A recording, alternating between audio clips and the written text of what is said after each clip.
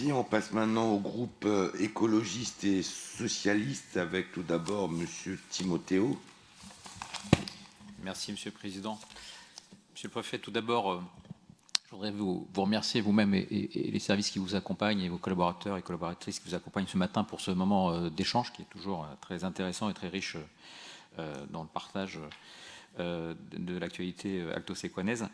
Vous avez évoqué tout à l'heure la question de la politique éducative comme un point important de l'intervention de l'État sur notre territoire, et je voudrais pour ma part vous parler d'école inclusive. L'école de la République doit être attentive à chacun de ses élèves et être donc en capacité de tous les accueillir. Cette école inclusive passe notamment par une scolarisation en milieu ordinaire des élèves en situation de handicap avec un accompagnement individualisé. Nous savons aujourd'hui toutes et tous les difficultés que rencontrent les familles pour que cet accompagnement soit pleinement assuré. D'ailleurs, les mouvements récents des accompagnants des élèves en situation de handicap nous ont rappelé la précarité dans laquelle ils se trouvent de leur côté. Comment en effet escompter avoir un accompagnement de qualité quand on impose à ces personnels contractuels des salaires moyens de 750 € par mois, avec des temps partiels imposés, ou encore dans des situations de devoir accompagner plusieurs élèves, parfois sur plusieurs écoles, voire sur plusieurs établissements, parfois même de manière simultanée. Au final, le résultat, c'est que les élèves en situation de handicap se retrouvent avec un nombre d'heures d'accompagnement qui, quelquefois, baisse de manière drastique.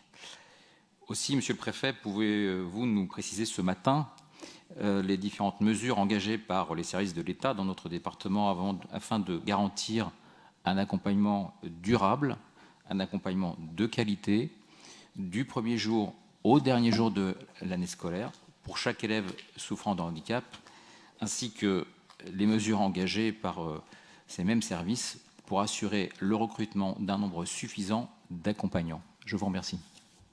Monsieur le Préfet.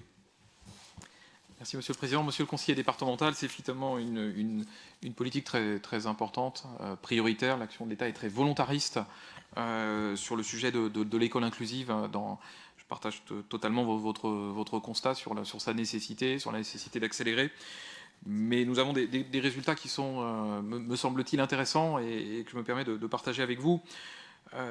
L'État est mobilisé en matière d'accompagnement dans le département des 6048 élèves scolarisés en situation de handicap. C'est une augmentation de près de 5% entre 2019 et 2020. Vous savez que nous avons créé ce qu'on appelle les PIA, les pôles inclusifs d'accompagnement localisés. Je salue l'implication très forte de Madame Fils sur ces sujets, qui regroupent les établissements scolaires de premier degré et de second degré sur les différents territoires. Nous en avons 48, auxquels les AESH, désormais sous contrat de 3 ans, sont affectés.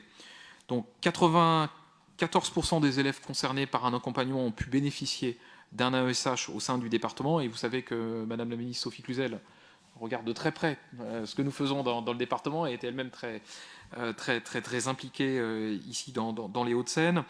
Que nous avons un effort constant pour s'adapter à l'augmentation des besoins. Le nombre de postes mis à disposition dans le département augmente régulièrement. Mais il y a des difficultés qu'il ne faut pas dissimuler malgré les moyens. Et je ne crois pas qu'il y ait un vrai sujet de moyens. Il y a plutôt la question, c'est d'abord que la situation sanitaire a mené à l'absence de certains accompagnants. Et c'est aussi une difficulté. Le manque de candidatures par rapport à la hausse constatée aussi des besoins. Et là, on revient un peu à toutes les questions aussi qu'on a évoquées ensemble tout à l'heure, notamment sur les questions de logement. Les difficultés sont liées aussi à la question des rémunérations. Vous savez qu'il y a un alignement de la rémunération sur celle des ATSEM. Nous veillons avec la DSDEN à une meilleure publicité des offres, qui est aussi une question. La possibilité d'aller jusqu'à, pour les personnes, 30 heures de travail par semaine, la formation mise en place de 16 heures. Il y a aussi un blog des AESH 92 qui a été mis en place, sur lequel sont régulièrement publiées ces informations et les contenus de ces formations. Donc il y a des moyens importants.